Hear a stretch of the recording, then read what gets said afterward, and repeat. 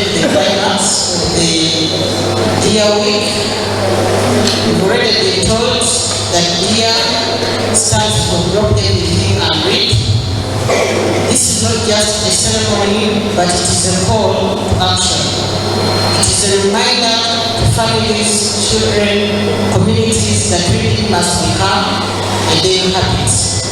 Because reading is the foundation of knowledge, and knowledge is the foundation of hope.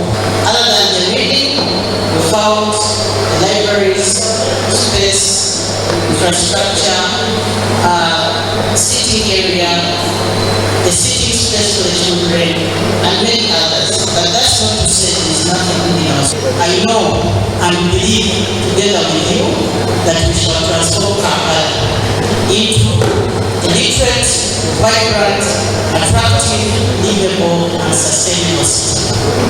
Allow me at this time to say we all should be inspired. This is a very important campaign because, as per the theme of this year, creating hope through reading is a very important campaign and message to not only schools and children, but also to our society and communities around the city of Uganda.